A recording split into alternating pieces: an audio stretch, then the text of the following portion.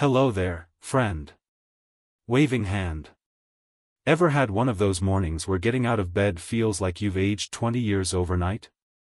You swing your legs over the side, try to stand up, and ouch.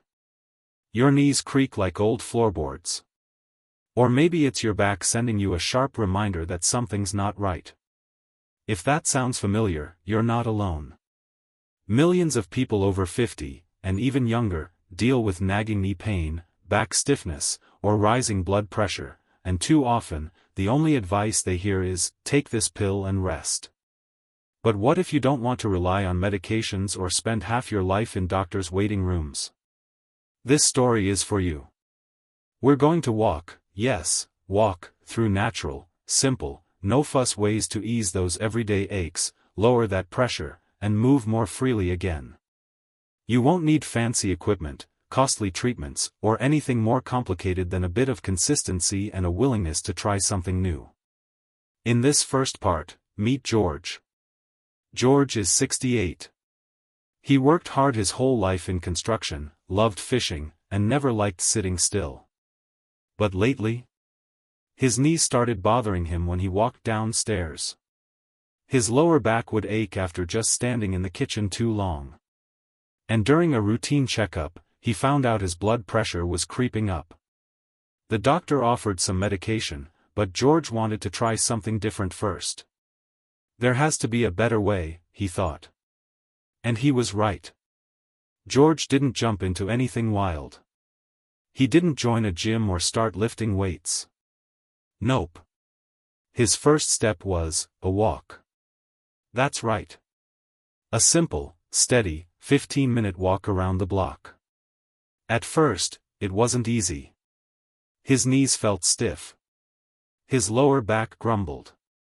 He had to stop and rest on a bench halfway through. But something inside him felt good, hopeful. Because he was doing something. You see, gentle movement is like oil for the joints. It keeps things from getting stuck and inflamed. When we stay still for too long, the body stiffens.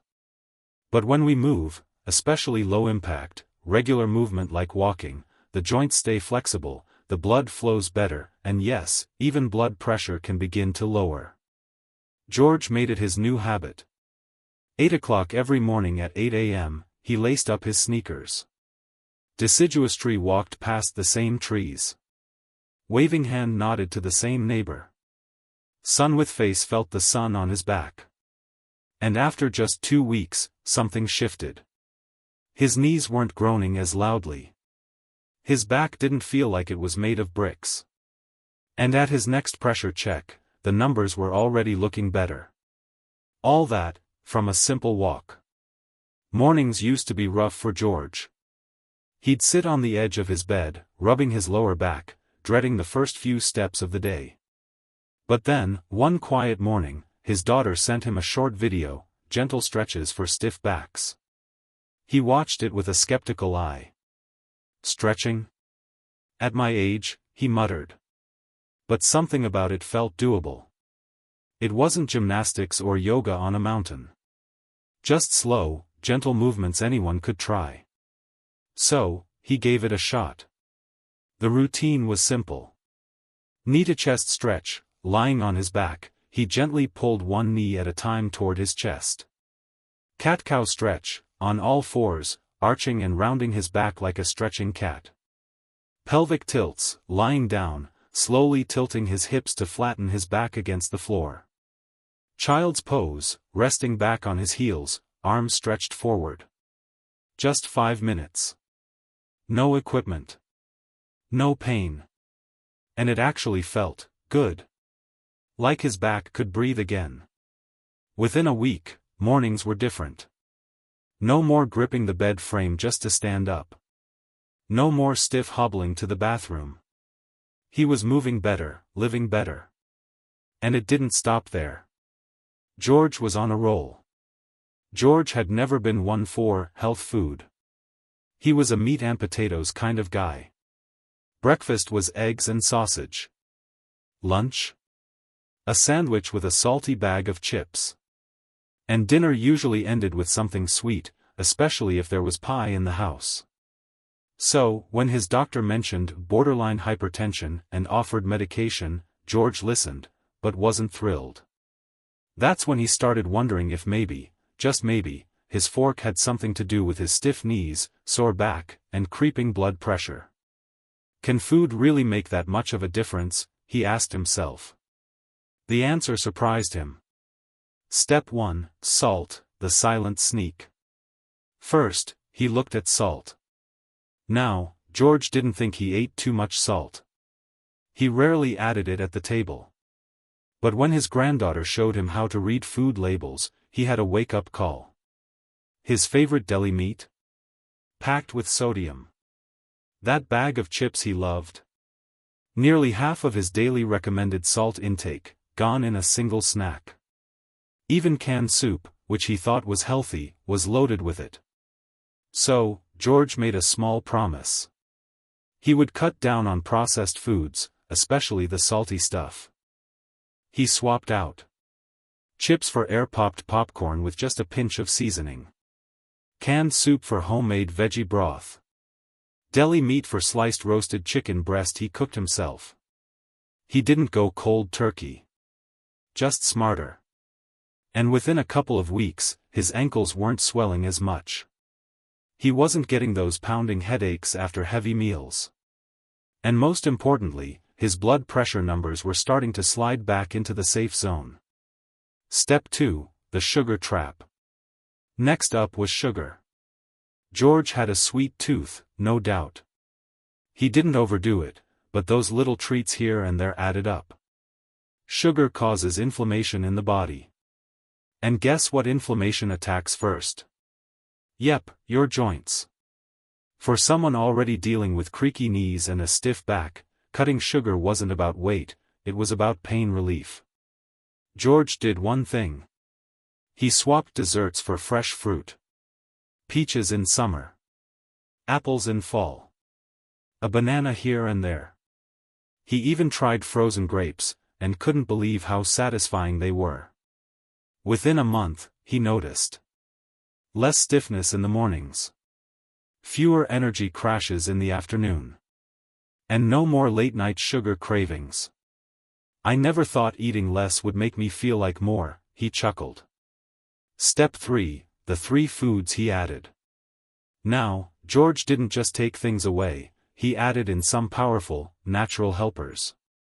Simple foods that support joints, the back, and even heart health. Let's break them down. 1. Leafy greens, the unsung heroes. Spinach. Kale.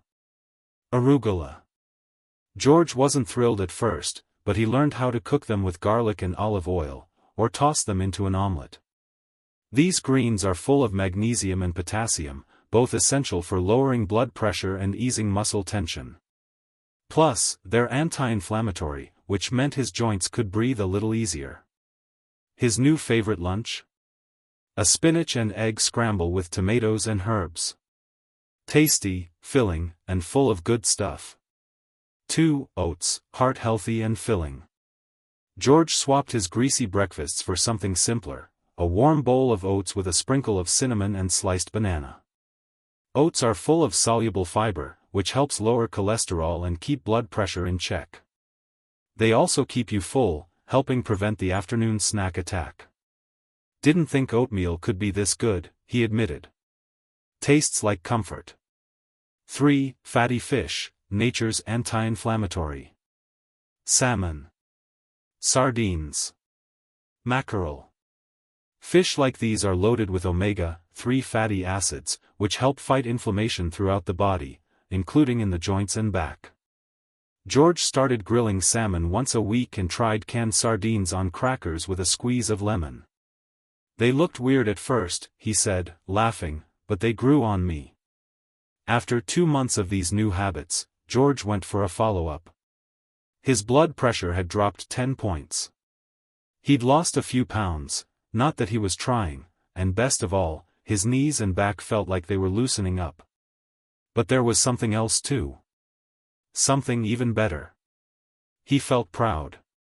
Not just for the numbers or the food, but because he'd taken control. He didn't wait for someone to fix him. He started, step by step, right in his own kitchen. And now? He was ready to do more.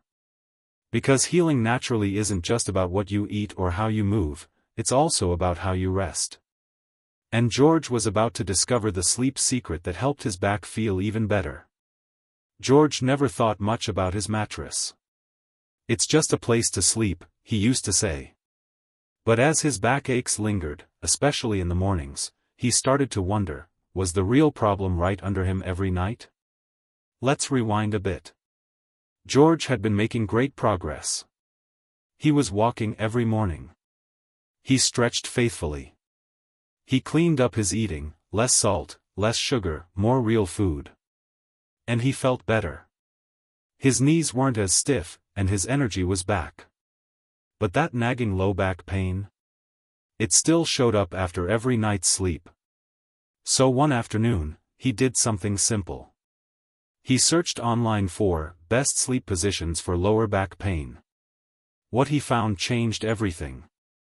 Bed Lesson 1: Sleeping position matters more than you think. George had always been a side sleeper. He'd curl up like a comma, one leg flopped over the other. It felt cozy, but it wasn't doing his spine any favors. Turns out, sleeping twisted up can pull on the lower back muscles and leave the spine unsupported. That was probably why he woke up tight and sore most mornings. So he made a small adjustment, a pillow between the knees.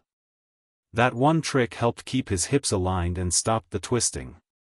Result? Less pressure on the lower back. Bed Lesson 2: Pillow check. Next, George checked his pillow, the one under his head. It was an old, fluffy thing he'd had for years. But the problem? It wasn't keeping his neck in line with his spine. When your neck tilts up or down for hours at night, it pulls on your spine. George realized he was basically spending 7 hours a night with poor posture. He swapped the old one for a medium firm pillow that supported his neck without pushing it too high. Within 3 nights, his back felt looser in the morning. Bed Lesson 3: Mattress reality check. This one was harder. George's mattress was over 10 years old. Sagging in the middle. Soft at the edges. But like many folks, he was hesitant to replace it. "They're expensive," he said. "And mine still looks fine." But then he read something that stuck with him. "If your mattress sags, your spine sags with it." That line sealed the deal. After doing a little research, and asking a neighbor who had just bought a new one, George chose a medium-firm memory foam mattress. Not too soft. Not too hard. Just enough support to keep things level while he rested. And that first night? He woke up feeling like he'd slept on a cloud, but without the usual morning stiffness. ZZZ bonus habit, the before bed reset. As George continued learning, he added one more habit to his bedtime routine. Something simple. Something gentle. He called it the before bed reset. It was just a 2-minute stretch. Lying on his back, he'd raise both knees and hug them toward his chest. Then gently rock side to massage the lower back. Followed by a deep breath in, and a slow breath out. This became his signal to the body, "We're done for the day. Time to rest." And his body listened. Crescent moon the results. After 3 weeks of better sleep setup and smarter habits, George noticed. His back didn't hurt when he got out of bed. He was sleeping deeper and waking up refreshed. His mood improved, less grumpy mornings, more smiles over coffee. It wasn't magic. It wasn't a miracle cure. It was simply doing the small things right, consistently. And George felt it. Every step. Every stretch. Every quiet night's sleep.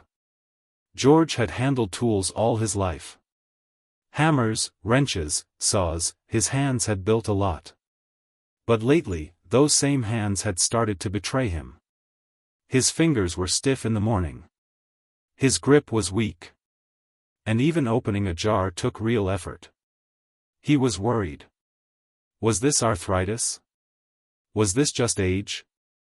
Instead of rushing to pills, George tried something simple. His granddaughter gave him a squishy rubber therapy ball, the kind you can squeeze with one hand. At first, it seemed too basic to do much. But he gave it a try. Every evening, while watching TV or sipping tea, he did 10 slow squeezes. 5 finger stretches, spread wide, then curl. Rotated his wrists gently in circles. Within 2 weeks, his fingers felt more limber. He could button shirts faster. Grip tools better. Even shake hands without wincing. One small ball, big difference. George was curious, could something as simple as breathing actually help his pressure? The answer, surprisingly, was yes. He learned about deep breathing exercises, not just regular breathing, but intentional, slow, calming breaths that signaled the body to relax. Every night before bed, he'd sit quietly and do this. Breathe in for 4 seconds. Hold for 4 seconds. Breathe out slowly for 6 seconds. Repeat for 5 minutes. It seemed almost too easy. But after a few days, he noticed a difference. His heart felt calmer. His mind felt clearer. And his blood pressure numbers? Dropping bit by bit. Sometimes the answers aren't in a bottle, they're in your breath. One chilly morning, George's knees felt like they were made of stone. His back was tight, and the usual stretches weren't cutting it. His neighbor, an old swimmer, gave him an idea.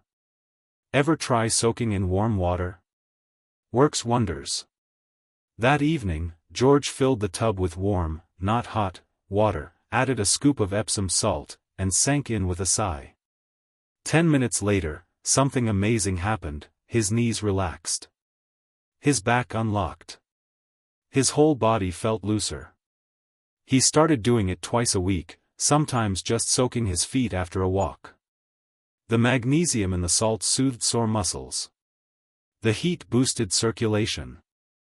And for the first time in a long while, he felt like his body had let go of all that built-up tension. Water, it turned out, was a healer too. It had been 3 months since George took that first walk around the block. No big surgeries. No fancy machines. No complicated pills. Just walking, stretching, eating smart, sleeping better, and listening to his body. And now? His knees bent without protest. His back let him tie his shoes with ease.